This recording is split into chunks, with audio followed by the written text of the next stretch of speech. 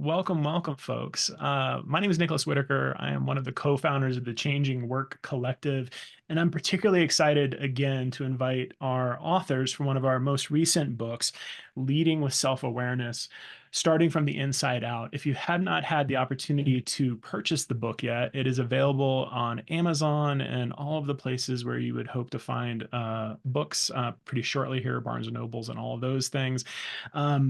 I've been particularly excited because I've read this book like 3 or 4 times now. Every time I do one of these webinars introducing our authors, I get a chance to revisit. And one of the things that's really particularly cool about this book, in my opinion, is that every time I read these chapters, I get something new from them.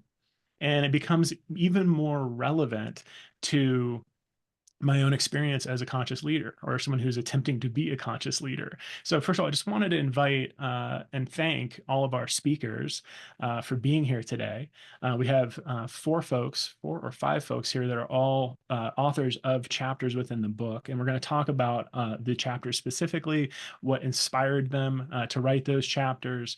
And also hopefully for folks that are dialing in that are interested in maybe being an author themselves, or maybe they're curious about what the process of being an author is, particularly in community, the way that we built this book. This is what this webinar is for.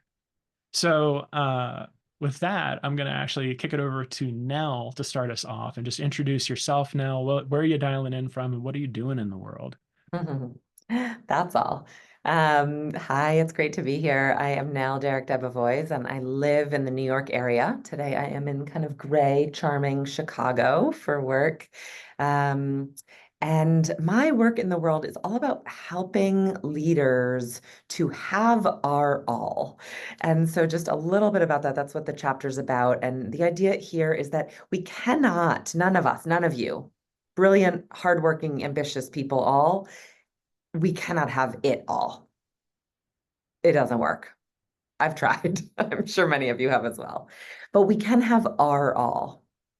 And so my work in this chapter is about what does that mean? What does that look like? And how do we use essentially an equation? I'm at Booth Business School today, sort of an MBA and quantitative type A myself. The equation is the inputs, so the time, attention, and energy that we have in our lives to outputs in 3 dimensions, right? So what I care about for me as an individual, for we, the teams, the organizations, the family that we are investing in, and then the world, the social environmental impact that we want to have.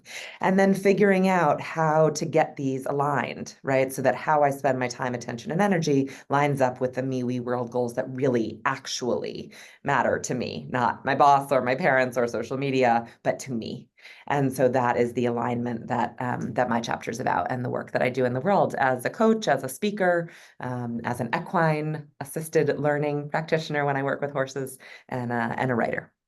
Mm, Well, thank you so much, Nell, and thank you for being here. And just for folks, Nell's going to drop off camera in a little bit, and then she will be back later on. So if you see her pop out, she will be back. And then next up, Lori. Lori. Hello, everyone. It is indeed an honor, actually, to be in this group. Just, I think, knowing that there's so many accomplished people and heartful people who've really, and to be part of that, who've really kind of taken work and experience and woven it together into a story to share. So I'm surprised and honored to be part of that group, this group.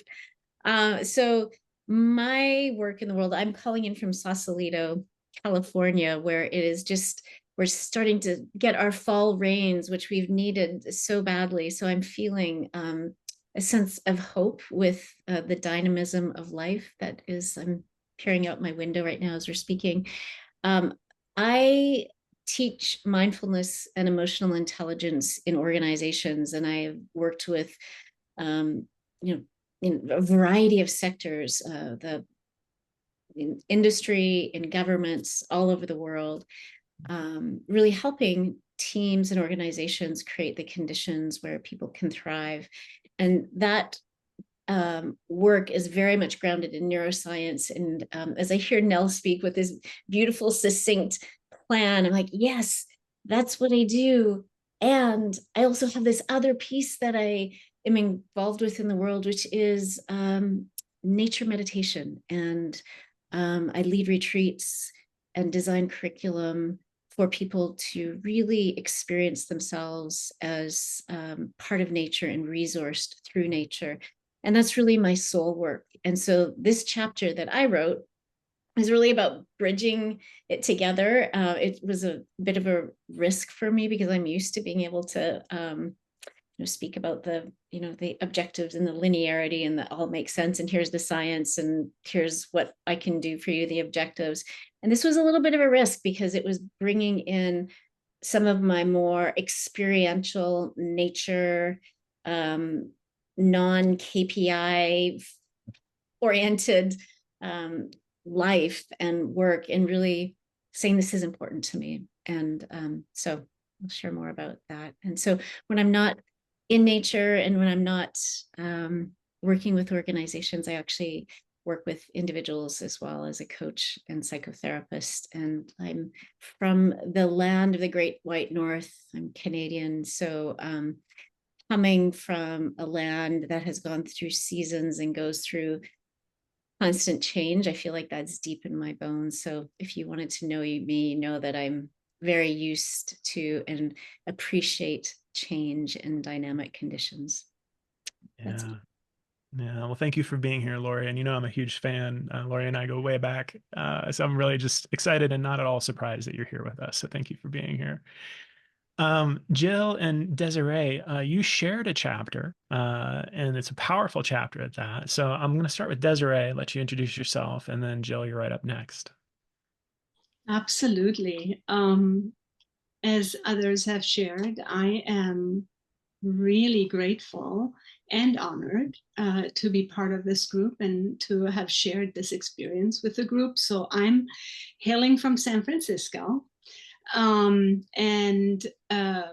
would describe myself as a human-centered workplace strategist. So together with my dear partner, also here on this call, Jill, I am the co-founder of a full stack HR consultancy that we named Simply Human.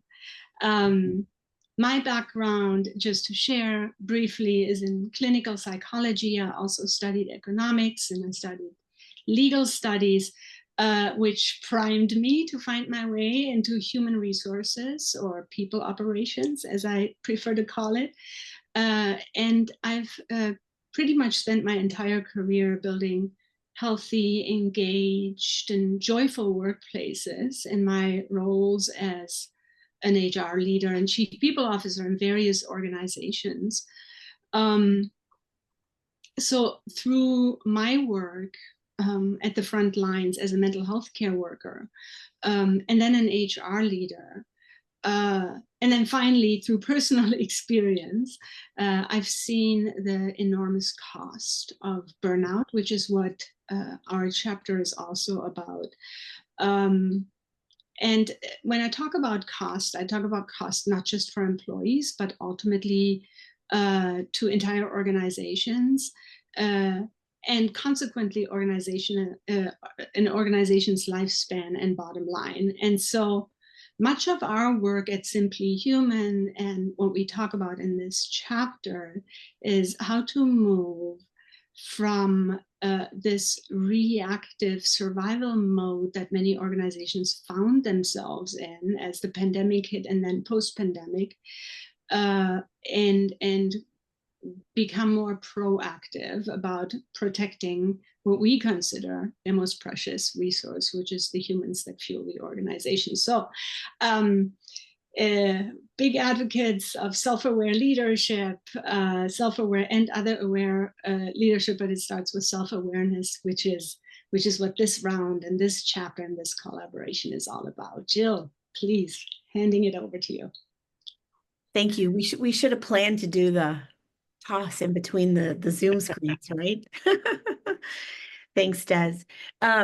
Hi, everyone. I'm Jill Santercier. You can see here I am part of Simply Human, co-founded with Des. I won't duplicate things that she just said, but we believe that when your people thrive, your business thrives. And sometimes organizations approach that as they are mutually exclusive. So in order for us to increase our bottom line and to make money and to be profitable, we have to be lean and work people, and have margins and very, very specific KPIs. And let's remove things, isn't it always true benefits are the first to go if we have to cut, right? Or something within the people function. So we believe that the two can coexist, and we counsel large organizations, small organizations, because we believe, listen, I'm stealing from Simon Sinek here, but we're all in the people business. So any size organization, it always comes down to people. And so we often counsel leaders at organizations to understand that thriving piece of people, that engagement, that thriving, that flow, that clarity is the thing that is going to enable you to be successful.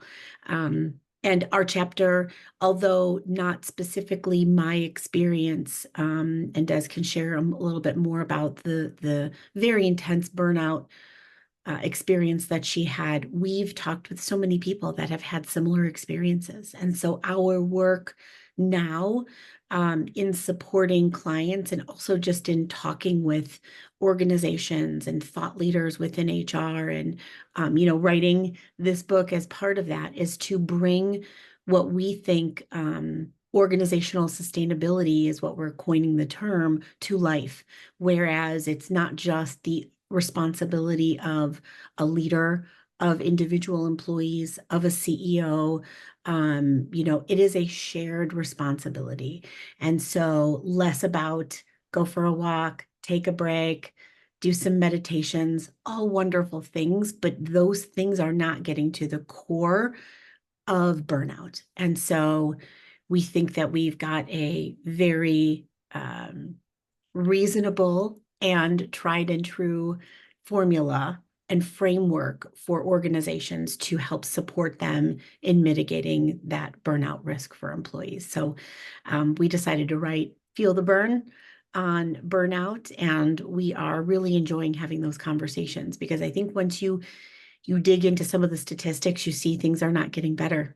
Everything's increasing, burnout's increasing, mental health claims are increasing, lost productivity, and the cost of healthcare just from burnout alone is continuing to rise. So we really do need to get to the core of what's causing this and kind of stop and right the ship overall in all workplaces. So that's some of the work that we're doing today. Well, thank you both, Désirée and Jill, for being here and for the work that you're doing in the world as well.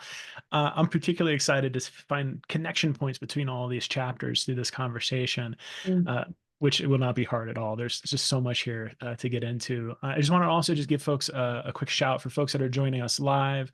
Feel free to drop comments into the chat if you have questions or thoughts or reflections or quotes. I'm a big fan of poems and quotes. Feel free to drop those in if you're inspired by them. And then we'll weave those into the conversation as we go through. For folks that haven't had the chance to actually read the book or read these chapters yet, the book is actually broken down into different subheadings. And the first one that I'm actually going to start with, and Lori, I'm going to call you forward here. The first chapter is really believing and belonging. And Lori, your chapter's name is Bigger, Accessing the Wisdom of the Expanded Self. Now, I literally just read this last night amongst a whole flurry of anxiety and work-related issues and limitations that I was experiencing in my own personal experience. And I found such depth in what you were writing and such solace in what you were writing from the personal experience that you were sharing. I'd love to just start with you, Lori, and talk a little bit about what inspired this chapter for you. And then I have a couple follow-up questions as well.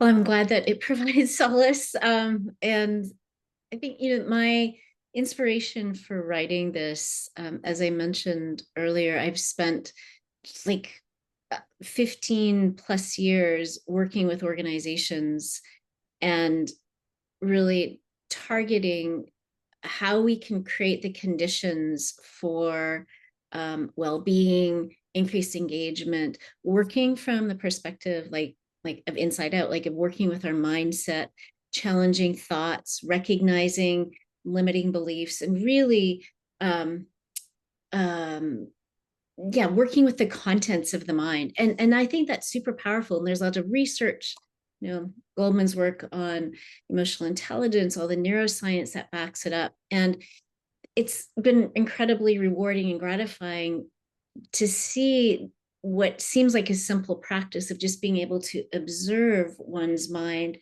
help create a little bit of space so that you can kind of choose what thoughts you want to believe, all that good stuff. So teaching it has been helpful in my own life because I get to use those practices as well. And then I came upon a situation in my life earlier this year where I hit a time of like pretty intense suffering. And I tried to use all these tools that I teach other people about recognizing a pessimistic mindset and like really working with the contents of the mind. And frankly, I was still spiraling. I was so caught in a place of pessimism, of despair, of hopelessness.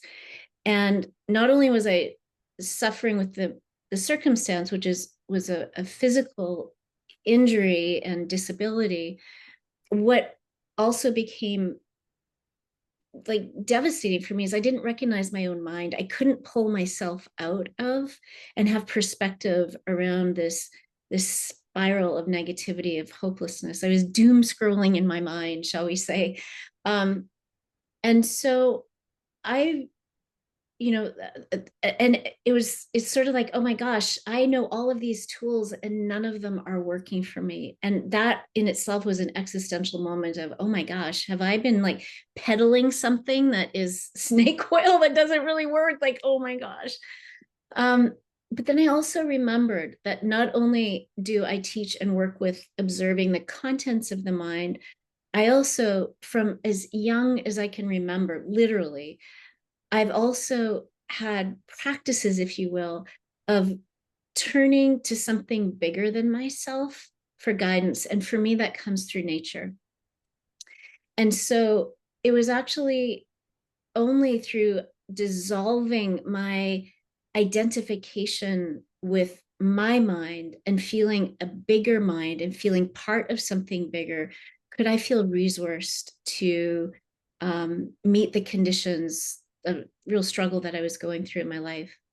So this book, Self-Awareness, I thought, okay, this is great, but who's the self? What is the self? How do we define the self? And what are we aware of?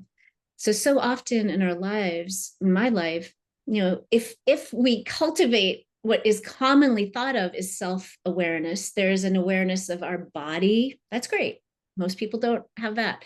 Our brain, what's happening in our brain, our biography, like what I've done, our behavior, like all of these things we think of as the self: body, brain, biography, and behavior. Super important. But my experience is that there's a self that is actually much larger than those defining characteristics of the self. So my chapter is really an exploration of like my own personal journey, and because I'm used to doing leadership work of like, here's the steps of, I threw some steps in there of how do you access the bigger self.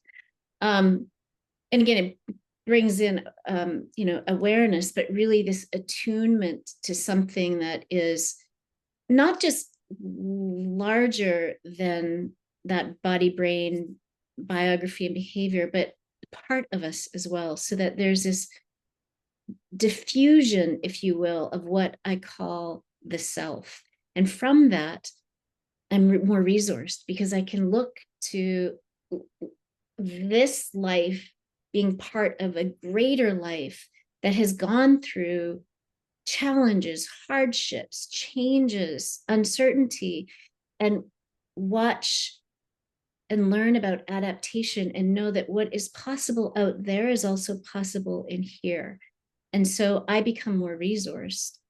So as I say in the chapter, like paradoxically, the feeling myself is bigger means that what I call my I gets smaller, my ego. So it's almost like a shift from the ego self to the eco self. Mm-hmm. Anyways, there's lots more I want to say about it, but that's And the process of choosing to write about this came from both my own experience and also just a little courage in kind of nudging myself of saying, I kind of have these two worlds that have felt in some ways kind of mutually exclusive. There's like my business, I'll give you the science, I can do the flow charts and the this and the that.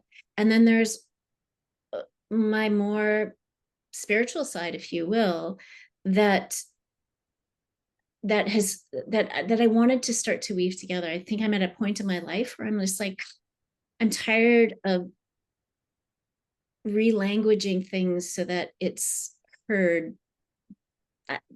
Anyway, so I'm tripping over my words here just to say that I wanted to bridge my worlds.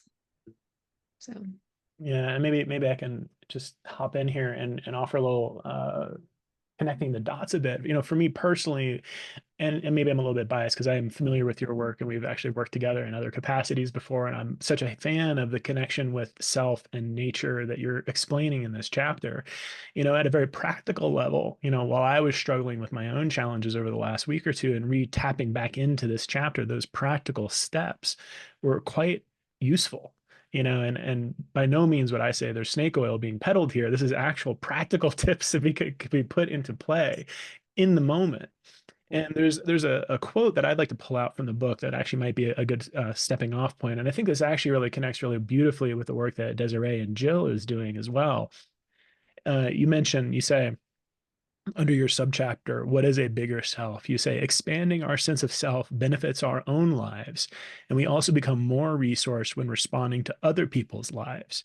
We touch into a sense of vastness, a place from which all of life arises. You, me, this tree, this struggle, this joy. There's more space around it all. Compassion for ourselves and others becomes easier. Facing challenges and having difficult conversations becomes easier. We sense that whatever we are doing through it, whatever we are going through, isn't personal.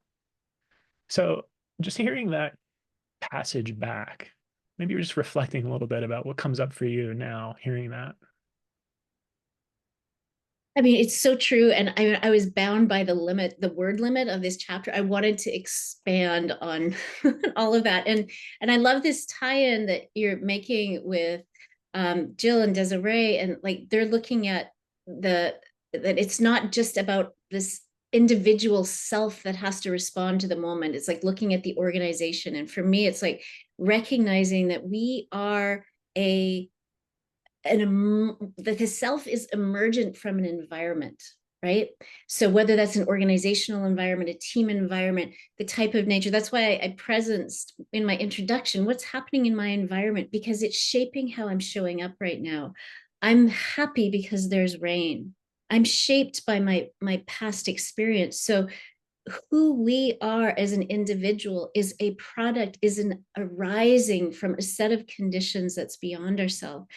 When I know that, when I feel that, that ability to respond with compassion outside of myself is easier because it's not me that has to do it. It's life that's expressing itself through me, that's responding to the life around me.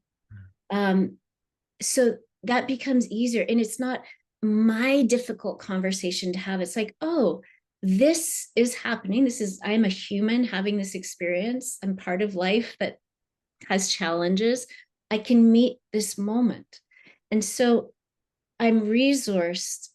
If we kind of break this down, I could be resourced by another relationship. I could be resourced by my work team, by a set of principles in an organization, by feeling that I have that capacity for sturdy rootedness, just like the redwood tree outside my window does. So when I feel and know that I'm not unique and special, and I'm supported and resourced and a reflection of the environment that I'm in. It's not me that meets the moment. It's life that's meeting life. It's just easier. That's so beautiful. Yeah, and for me, that just speaks so much to some of the the ways in which we can manage and deal with our environment, with the challenges that we're experiencing. And I want to call up Désirée or Jill, either one, whoever wants to jump in on this. But for me, the interconnection, and Lori, we're going to come back to you a little bit here in a minute to talk a little bit about like your process of even writing this chapter. But this additional chapter a little bit later in the book is called Coming Back from the Edge. And Désirée and Jill's chapter, Feel the Burn. For me personally, these two chapters were very important for me to be exposed to and to be able to read just on a personal level. Lori giving the kind of step-by-step guide of how to manage these moments of tension and pressure, and Désirée and Jill really speaking into and naming some of the more universal and environmental things that cause some of the dysfunction and some of the pain that we experience within the workplace. I'd love to introduce both of you and give you an opportunity to speak into what inspired you to write your chapters. And if, yeah, one of you take yourselves off of mute. Yeah, I'm happy to kick us off on this.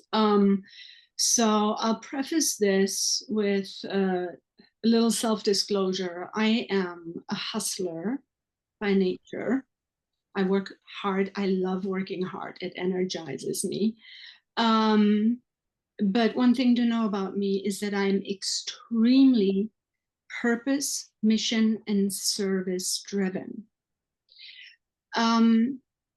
That is a wonderful place to live, but it can be a dangerous place to live when we don't understand that service at its core thrives on reciprocity. That means that it has to feed us too. And the way that shows up, specifically in our world, is by having a deep sense of psychological safety within the larger context within which we exist and work, a deep sense of values alignment, joy, an opportunity to self-actualize. There has to be a level of sustainability. So to Lori's point, we are here together. We need to look out for one another and create these conditions together. That's what a good workplace culture does. So what happened to me is that I was a service hustler, but I wasn't skillful at my hustle. And it was very much outward directed. That is, serving everybody else and leaving myself out of the equation. And it all came crushing down in the middle of a night, one night, when I was alone in my bedroom. And we start the chapter with that story. And where I found that none of my survival strategies, similar to what Lori shared, worked any longer. I crashed completely, deeply, fell into a big black hole, and it took me months to claw my way back from it. And that period of, during that period of reflection, I started looking around and I realized that I wasn't alone on this journey. It was happening everywhere. And I started looking at the statistics that and data that confirmed that indeed others were experiencing a similar level of, I'll call it despair. Synchronistically, I found this group of authors, and it was scary. It's very, very scary to put your story out there. What I reached back into was that service DNA, because I knew that in sharing our experience, we provide an opportunity for others to see themselves reflected in our stories. And that at its best can start a dialogue, and at its very best, it can become a conversation that that can then serve and hold us collectively. And from there, anything is possible. So I want to also provide an opportunity for Jill to weigh in here, because we're partners in crime. We did this together. So Jill, please, if you would like to add anything. There's no mic drop emoji, but if there was, this would be the right time for it, I think.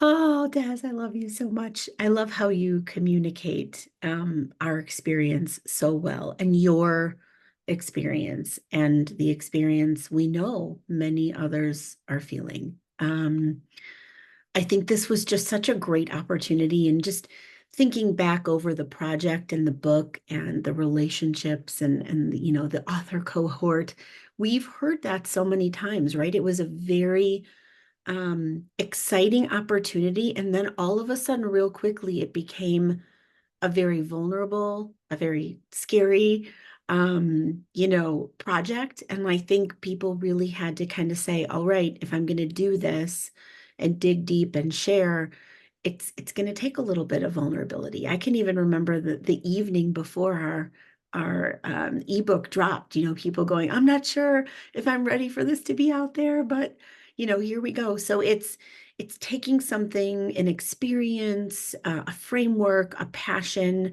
and putting that on paper and sharing that with the world. It's a little bit more intense than just a social media post or blog. So in looking back over the experience, it was such a great opportunity to be exposed to the literary world and what goes into kind of the making of a book. And it was a great opportunity. So for anyone thinking of, you know, potentially dipping their toe in the water, a great opportunity to do that with a co-authored book versus the, you know, the weight of a full book. And so the experience was wonderful for us. And we've, again, been just able to lean into what we shared in that, you know, short chapter on burnout, and really be able to kind of share that on a deeper level with clients and others, and hopefully be able to make some strides with organizations and how we are thinking about burnout, how we're mitigating burnout, how we are expelling some of the myths that I think are still prevalent, which are, you know, that it's an individual failure if you're burned out. Somehow you've allowed yourself to get to a place, and then you're in a bad place and you're feeling guilty about being in that place, which is the last thing that anyone should feel. So just having conversations with folks about this, you know, it's pretty universal. So I'm glad that we're having the conversation, and hopefully we can make some strides to, you know, be better and mitigate burnout and be thriving. That's our Yeah, hope. thank you so much for that. Um, there's some powerful stats that you list in your chapter, which unfortunately we don't have time to go through, but they're staggering. The number of people, the types of different ways that burnout shows up, and the lasting impact it has, not just on individuals, but in the people that they touch, their family members or coworkers or colleagues. There's a half a dozen different quotes that I'd like to actually reference here, but there's two in particular that I wanted to call out. And maybe this one, Désirée, is a good dovetail for what you were sharing earlier. You mentioned in the chapter, you say, or one of you says, doing work we love requires vigilance. To be fueled without discernment by promises of purpose and impact make us prone to self-sacrifice and puts us at risk for exploitation. This purpose-driven workaholism is also a surprisingly effective distraction from all of the feelings and can therefore be noxiously self-serving. A soul hungry for meaning and approval will do almost anything to get them, but an insatiable quest for professional recognition and status has less to do with material comfort than with a yearning for belonging. Burnout, then, is not merely a state of physical exhaustion, it's a profound existential crisis writ large in the narrative of our lives. So when I read this first, it stopped me in my tracks. I had to read this like multiple times. And to me, it touched so deeply my own personal experience of navigating burnout within workplace environments. Either one of you, Jill or Desiree, if you'd like to speak into this particular quote and maybe just even hearing it reflected back to you here, what comes up for you? Des, I'm going to let you share on this one. Yeah, when you were reading it, Nick, I had to take a deep breath because it hits so deep. It's so personal. And later on in the chapter, I talk about fiercely and courageously walking into that very space and examine whether or not that is also true for you. Oftentimes, when we allow ourselves, and what I also say in one part of the chapter is that burnout is at its core, first a betrayal of the self. Because along the way, there are signals, there are nudges, there are these little whispers that we continue to ignore in service of what? And we have a narrative that we tell ourselves. I'm doing it because I'm purpose driven, because I'm passionate about the mission. But we get to this point of self-sacrifice that becomes perilous, and that ultimately becomes a betrayal of the self, as I said earlier. And so what I encourage the reader to do is to examine that place. How did we get there? Why are we getting there? And very often, this, as was the case for me, we have to reach far back to say, what were the moments in our life, in my life, that primed me to step across that threshold and from hustle into depletion. And as we start honestly examining that place and our pain, which is the self-awareness piece of the journey, we no longer need to resort to these unproductive, externally focused behaviors to silence ourselves and our bodies. And that's where that came from. That insight would not have been possible without the crash. And that's why when you read that, Nicholas, it was probably one of the most humbling moments in my life. Mm-hmm. And that's why it hits hard. Inhale, exhale.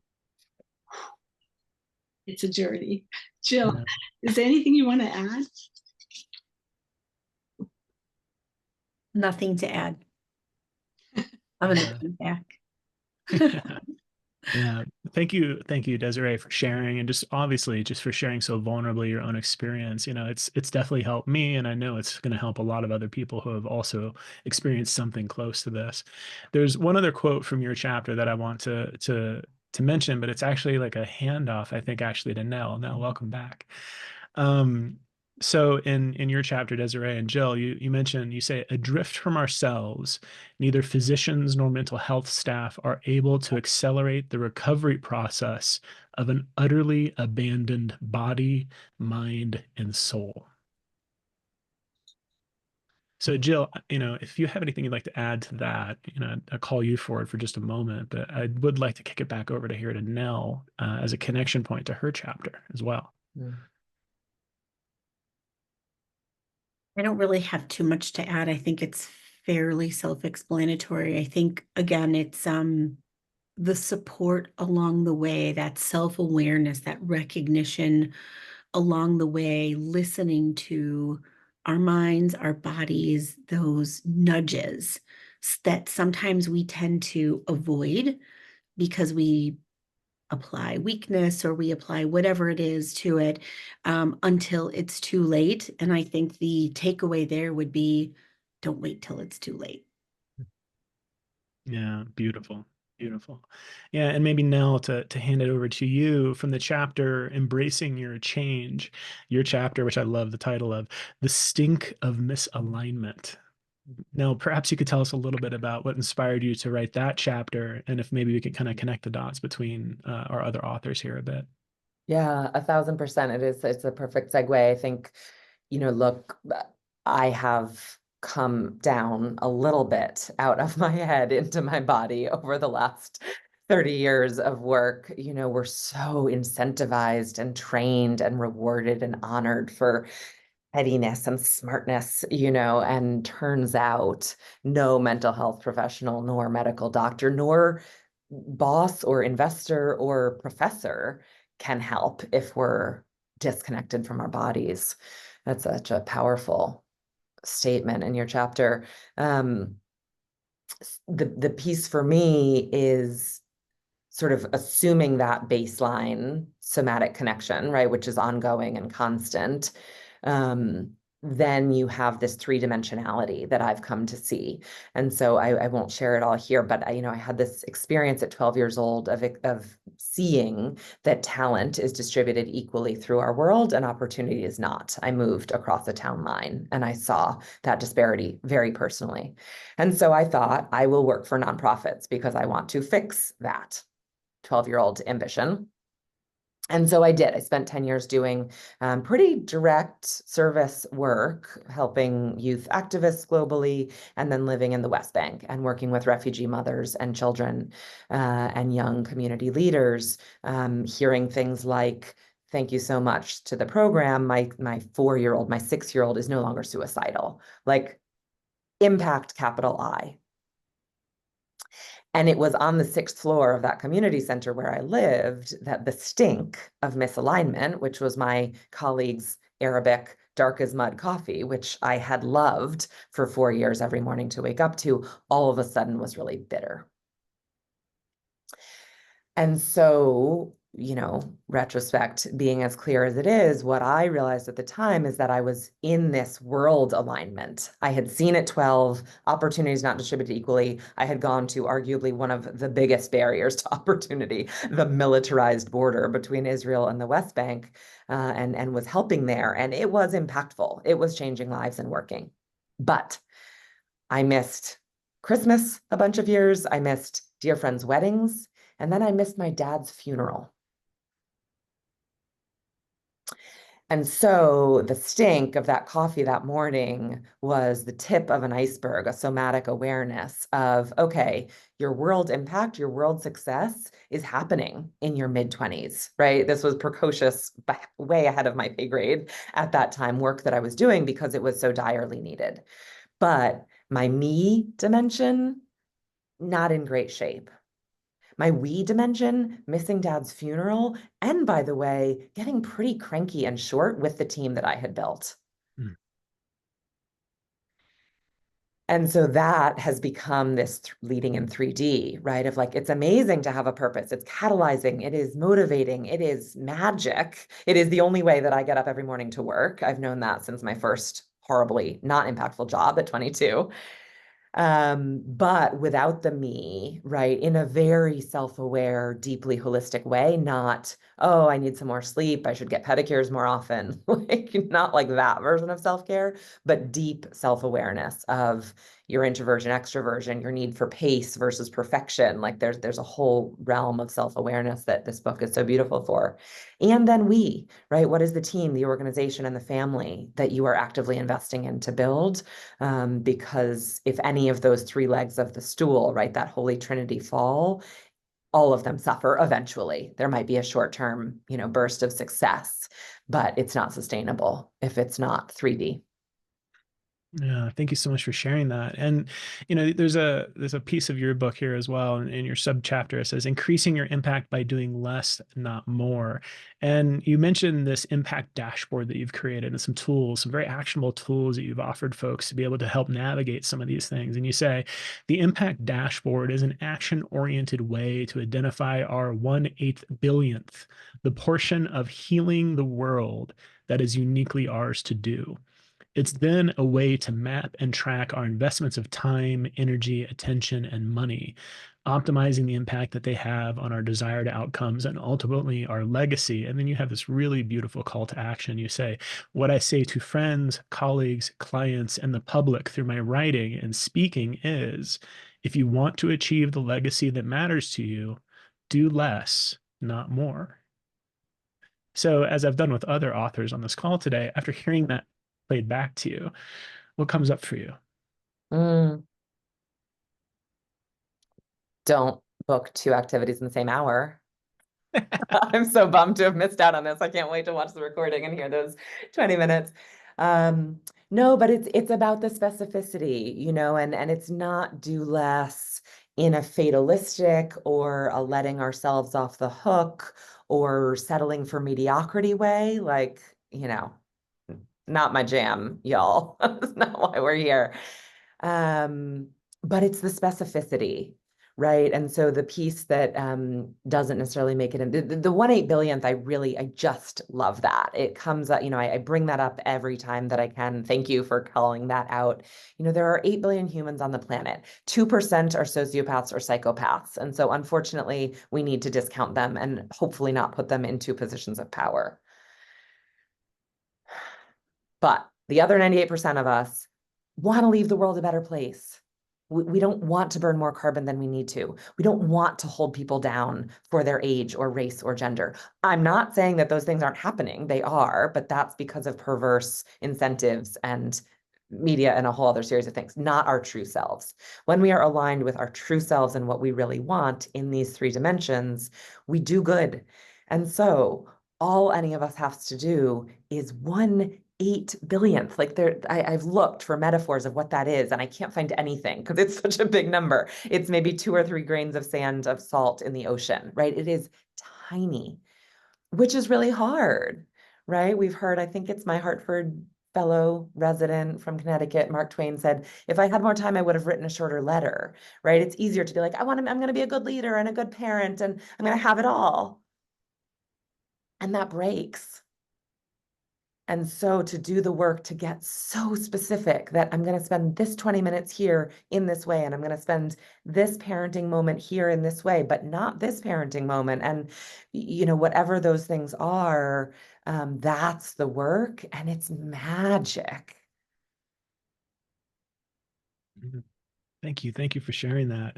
And I think folks, for those of you who haven't had a chance to read the book yet, obviously these are just a handful of the 25 authors that we've actually had contribute to the book. And I want to open it up to the whole group here to maybe share a little bit about what your experience was, or any surprises or aha moments that you had along your journey of being part of a collaborative authored book in this way. I know some of you already mentioned a few things, but Lori, since you've been so patient, maybe I'll kick it back over to you to share a little bit more in depth about what your journey was through this. Well, it's still happening. I'm just like listening to these women just share this heartfelt, impassioned wisdom. And I'm just like, wow. And again, like just to the point of my chapter around bigger, it's like, oh, I feel expanded because I am part of this collective. And so my own wisdom feels activated. It's like part of a seed pool. So I'm feeling like called up and out by being part of this collection. So that's the present moment experience. The history over the last several months. I'll just say that the rapidity and the deadlines were challenging and brilliant to the perfectionist part of me. It's like, this has to be done now. I'm like, oh my God, I'm like, I don't have time. It's like, it's gotta get in. So that process was actually really, really helpful. And just like meeting people and having the conversation that isn't about selling something or networking, but about deep connection and seeing how nourishing that is, personally and to the work that we're doing. So I will just say, like, at a subjective level, it was, I feel bigger because of it. Thanks for calling that forward. I think also part of what you're naming is actually we have an acronym CAKE, which is part of what we actually offer to members of the collective. It's community, it's amplification of their messages and the collective message of conscious leadership and conscious business, knowledge sharing, and then that funky E at the end, effervescence, collective effervescence, and bringing forward this energy. And what you're sharing to me speaks into this a little bit, this kind of bubbling up of wisdom. Yes, that feels so true. And to know that it's, sometimes when you're in the business of consulting, there can be a sense of competition that comes up, or scarcity mindset. And what I feel in this collective is the opposite of that. It's like this amplification, support, and elevation that, yeah, I feel, again, just like a bigger self, and to be part of that. So Yeah, thanks for naming that. Jill, Desiree, Nell, any thoughts? Well, I actually had some thoughts while Nell was talking, and I sent her a private message to say, hey, Nell, we're kindred spirits.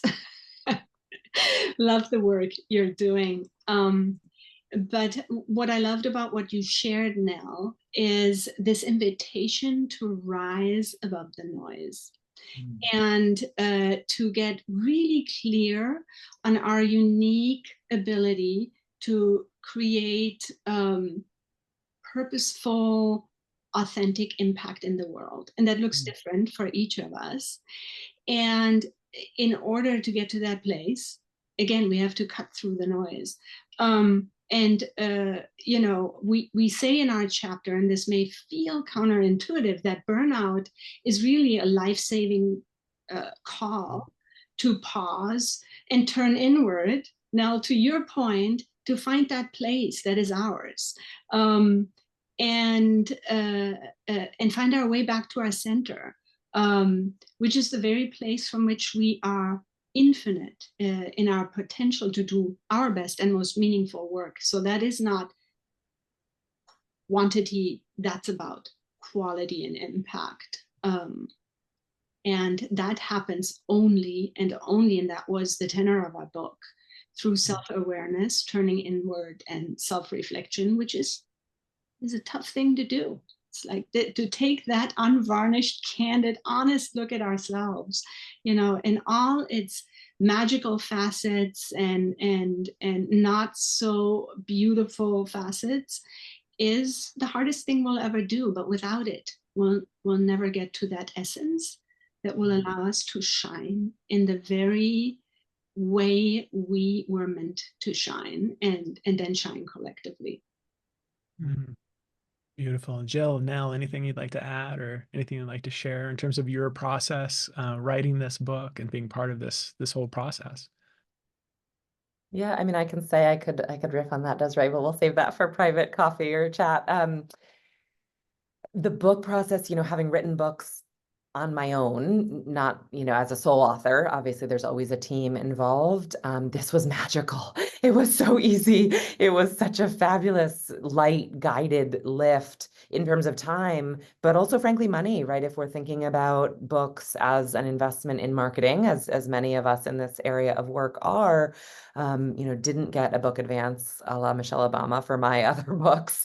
And so it's a cost of time and money. And this was, 1/25th of what it was to do it on our own, with the added, benefit of cake and the effervescence and the fellowship of all these new like-minded folks. So I think I love that book number 3 is kind of in process now and happening.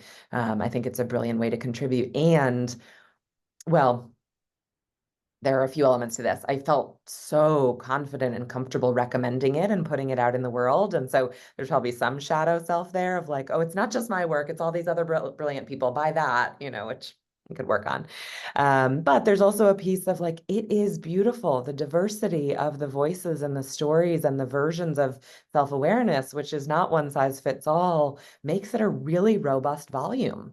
You know, I had my like, we're the first, we're guinea pigs, 25 voices. I know the editor is good, but really like, ugh. And it's superb. It's a really excellent read. So it was a fabulous experience. Thank you, Nell. Thanks for your voice. Jill, anything else you'd like to add? I think I would add, I mean, we were very intentional right at the beginning of like who's the audience? Who might read what we have to say? And is it important? Is it relevant? Is it enough to publish for someone else to read? And so my hope is that leaders at all levels, to be honest, because there is a lot of the imposter syndrome that can kind of creep in even for a seasoned leader, but especially for newer leaders, to read through the chapters and to know that leaders at all levels struggle with so much, and might the stories impact those leaders to know that it's okay to be vulnerable and it's okay to not have all the answers. And if you lead with that self-awareness and vulnerability, it will make you a better leader. And so I think for me, hoping that the audience who's picking up the book and reading it has some inspiration to know that it's more than okay to not be perfect and to be a continual lifelong learner, and to maybe one day be able to publish their own learnings from their leadership journey. You know, that's where I hope the folks who have read and who will read the book really take away some value from it. Thank you so much for that as well. And also, just thank you for all of your voices and all of your wisdom, and for sharing so vulnerably and so powerfully in this book and even in this call. I know just on a personal level, I've learned a ton just being able to be exposed to all of your wisdom and your process and to be able to read the chapters. And I know that others that have an opportunity to read this will also feel the same way. Um, we're closing up on time here, unfortunately. So I just wanted to give a big thanks to everybody here on the call, for folks that dialed in, for those that dropped their comments. There's a couple of quotes that people highlighted here.